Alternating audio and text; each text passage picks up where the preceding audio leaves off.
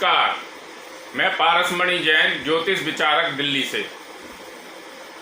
बंधुओं, आज समाज में बहुत भ्रम फैला हुआ है गणमूल नक्षत्रों को लेके। आज किसी बच्चे का जन्म हो और उसके माता पिता सबसे पहले पूछेंगे ये मंगली तो नहीं है, मूलिया तो नहीं है, किस चीज़ के पैर हैं, पिता के लिए भारी है कि माता के लिए भारी है कि बहन के लिए भारी है, भाई के लिए भारी है। तो इस चर्चा में मैं आपको कहता हूँ, मूल नक्षत्र में 6 नक्षत्र आते हैं, 6, जिसमें अश्विनी, अश्लेषा, मघा, ज्येष्ठा और मूल रेवती, ये 6 नक्षत्र हैं।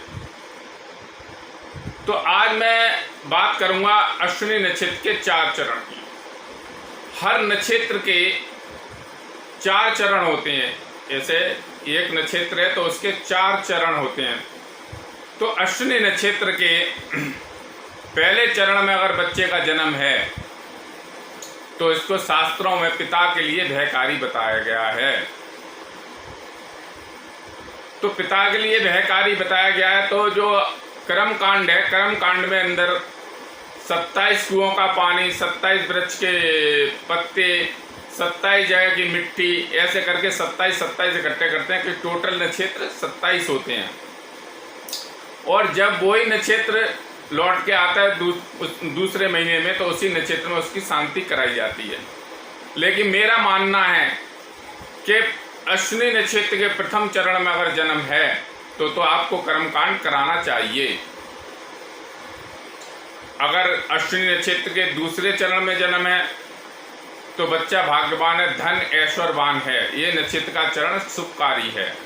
तो इसमें कोई कर्मकांड कराने की आपको आवश्यकता नहीं है।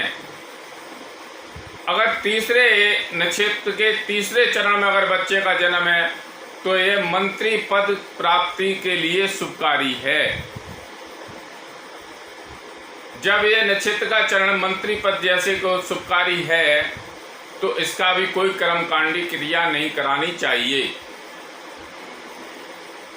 इसी नक्षत्र का चौथा चरण है। इस चौथे चरण में अगर बच्चे का जन्म होता है तो ये राज्य द्वारा सम्मान प्राप्ति दिलाता है।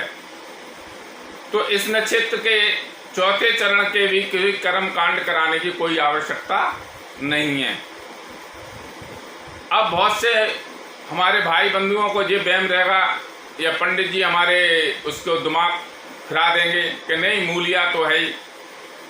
तो मैं आपसे कहूँगा, इस अश्विनी नक्षत्र के पहले चरण में आप कर्म कांड कराइए। बाकी नक्षत्र दूसरे, तीसरे और चौथे में कोई आवश्यकता नहीं है।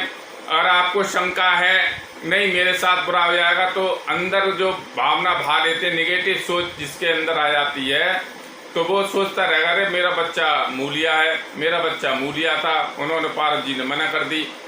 तो मैं आपसे एक ही बात कहूँगा, अगर अपनी मन की संतुष्टि के लिए आप उस बच्चे का तुलादान करा दीजिए।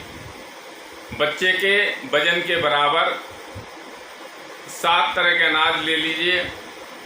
उन अनाज 7 तरह के अनाज लेके उनके 3 हिस्से बनाइए, 3 हिस्से उनके कर दीजिए।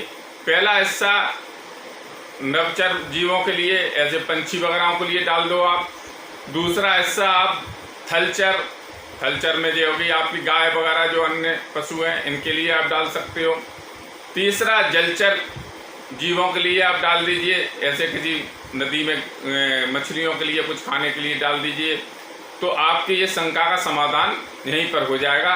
लेकिन मैं आपसे फिर कहता हूँ, अब दूसरे नक्षत्र है अश्लेषा, इसके लिए आगे मैं वीडियो बनाऊंगा। जब तक मेरे चैनल को सब्सक्राइब कीजिए और मेरे वीडियो को शेयर जरूर कीजिए। नमस्कार।